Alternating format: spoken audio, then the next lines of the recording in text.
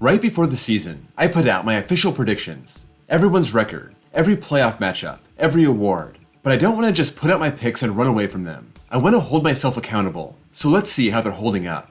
Just to note, these records are as of Saturday, June 17th. Let's start with the NL West. And for all these divisions, I'll show my prediction on the left, the current standings in the middle, and their pace on the right. The NL West has been a mess this year. I thought the Padres were locked and loaded for a big year, and they may very well end up on top, but they've had a hard time from the start, still hanging around 2 games under 500, but 18 games off the pace that I had them on. I thought the Dodgers would take a step back, and it seems like they've taken 2.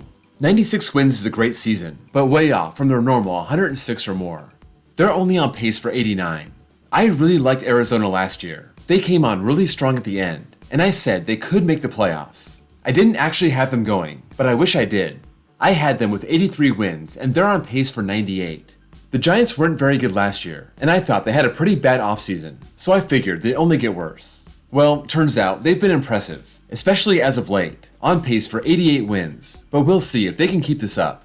Finally, the Rockies are about as bad as I thought. I had them with 65 wins, and they're on pace for 64. Now for the NL Central, and that's all upside down.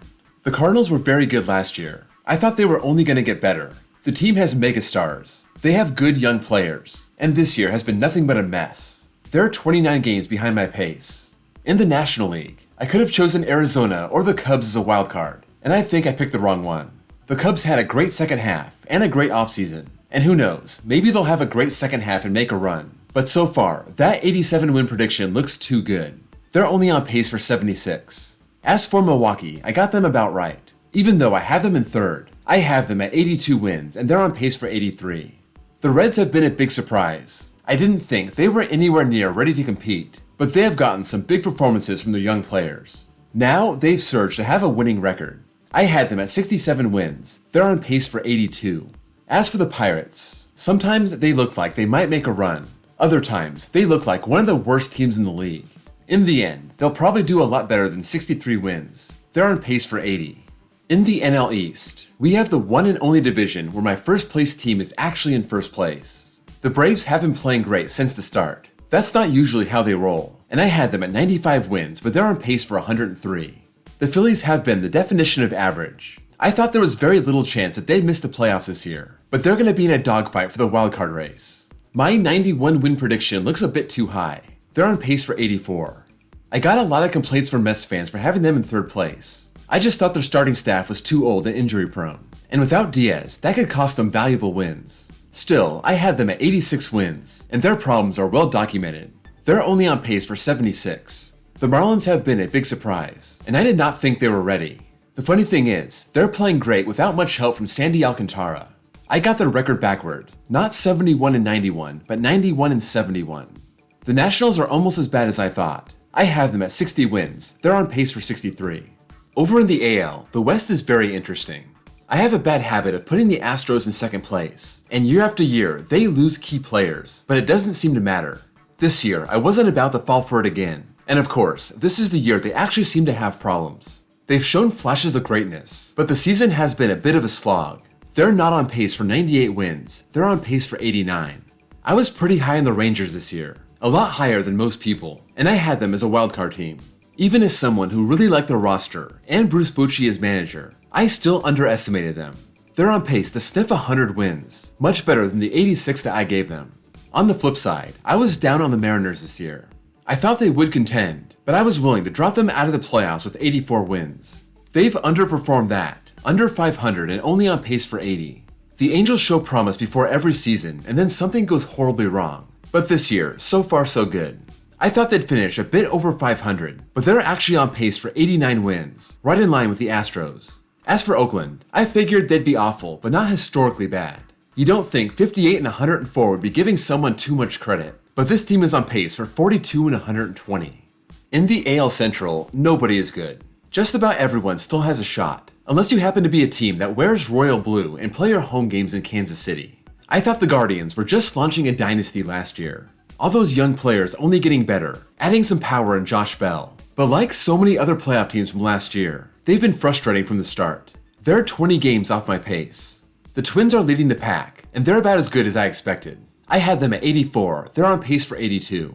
I was down on the White Sox also. They had a great roster last year and they never got it going. And losing Abreu and Hendricks being out, I thought they would only win 75 games. Turns out, they do have legit problems and they're on pace for 70. I thought the Royals would be improving, even if they weren't good. But they've just about been the worst team in baseball, at one point dipping below the A's, and they're not even trying to win. Not the players per se, but management. Those 69 wins are 25 better than their current pace of 44. I had the Tigers in the playoffs last year, and then they forgot to hit. I wasn't about to fall for that one again, so I put them in last place at 66 wins, and that was pretty close. They're on pace for 68. Last division, the one that's best known as the AL Beast. Every team being pretty strong. The Blue Jays lived up to expectations last year. They seemed to just keep adding quality pieces, and I thought they'd finish on top this year with 91 wins. I'm not too far off, they're on pace for 88 wins. Still, that only puts them in 4th place. The Yankees were one of my wildcard teams, and as up and down as their season has been, they're exactly on my 90-win pace. Plus, that's without Carlos Rodon. When he comes back, especially if he's healthy for the playoffs, watch out. Like the Rangers, I was higher on the Orioles than a lot of other people. And like the Rangers, they're even outperforming my prediction. I had them with 87 wins, and they've been one of the best teams in baseball all year, on pace for 99. Now, the Rays. This team really confuses me. They kind of backed into the playoffs last year. They snuck in as the last wildcard team. Their offense was completely absent, and they did nothing to get better on offense over the offseason. Despite all that, here they are just ripping up the league. I figured they'd drop back to a 500 record, they'd miss the playoffs, and here they are on a 112-win pace. Go figure. Finally, the Red Sox weren't very good last year, and I thought they had a terrible offseason, but they've been respectable. Instead of 72 wins, they're a 500 team and on pace for 81. Still, that's last place as I expected. In the NL, I had the Padres, Cardinals, and Braves as division winners, and the Dodgers, Cubs, and Phillies as wildcards. The only division winner I have right is the Braves, and the Dodgers would be a wildcard team, along with the Marlins and the Giants. So, I'm sad to say, as of right now, only 2 of my 6 NL playoff teams are right. In the AL, I have the Astros, Guardians, and Blue Jays as division winners, and the Rangers, Yankees, and Orioles as wildcards. None of my division winners are right, but the Astros would be a wildcard team, and the Rangers a division winner, so I got both of them in the playoffs, just flipped around. The other wildcards would be the Orioles and the Yankees, and I did pick them as wildcards. So, the Twins and the Rays have crashed my party, but my AL picks aren't as bad. I got 4 of the 6 playoff teams. For Rookie of the Year, in the NL, I have Jordan Walker. He got sent down to the minors after 3 weeks, but he wasn't that bad. 274 average and a 718 OPS. He resurfaced 5 weeks later, and since his return, he's hitting 327 with a 971 OPS. If he keeps that up, he might still have a shot. In the AL, I have Gunnar Henderson. He's been an everyday player, but over the first 2 months, he was hitting 201 with a 708 OPS. Like Walker, he's been tearing it up in June. 364 average, 1119 OPS, and he had a 4-game stretch where he was 11 for 18. That's a 611 average, 3 homers, 1778 OPS. He's talented and he's in the mix. I don't like my Cy Young picks. In the NL, I had Sandy Alcantara. I figured as long as he kept a good ERA, nobody else would come close to matching him in innings pitched, and that was the factor that pushed him over the top in 2022. This year has been a grind, 14 starts and a 4.97 ERA. I don't think there's much hope for that one. In the AL, I had Alek Manoah. There's even less hope for this one. I thought at age 25 he would only get better, and last year he was already 3rd for Cy Young. It just seems like he lost his confidence, and he's been one of the worst pitchers in baseball. 13 starts, 1-7 record, 6.36 ERA, and he's been sent to the minors. For NL MVP, I have Michael Harris. At first, this looked like a horrible choice. Through June 6, last year's Rookie of the Year was hitting 163, but since then, he's been on a tear. He's hit well over 400, OPS over 1100, and it's those kind of numbers that could bring him back into the race. For AL MVP, I have Jose Ramirez. Well, really, it was Ohtani, but I didn't want to be obvious, so I picked Ramirez. He's come close so many times, and I thought with the Guardians being one of the AL's best teams, this would be his year. The Guardians may not be good, but Ramirez is about on pace with last year's numbers, and he finished 4th. There's still some hope there, but Shohei Ohtani is going to be near impossible to beat. Now, Managers of the Year. For the NL, I have David Ross of the Cubs. I think right now, there are a lot of better options. Maybe Torey Lovullo of the Diamondbacks. Maybe Skip Schumacher of the Marlins. Maybe David Bell of the Reds. Maybe even Derek Shelton of the Pirates. For the AL, I have Brandon Hyde of the Orioles. Kind of a makeup for last year when he deserved it, but it went to Terry Francona. I still like this choice, but I think Kevin Cash of the Rays or Bruce Bochy of the Rangers may have something to say about it.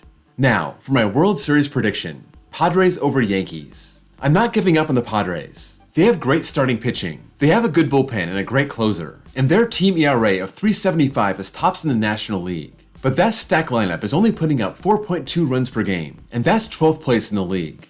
You gotta believe that's gonna turn around, and when it does, this will be a dangerous team. As for the Yankees, no Rodon, no Judge. They are still on a 90-win pace, which is right where I had them. So once they get their studs back, they should be in position to make a run. That's all for this video. I'll do one more of these at the end of the year just to see how this all shakes out. If you enjoyed this video, please drop a like. And if you're new here and love baseball, please give me a sub. Thank you all for watching, and I'll see you all next time.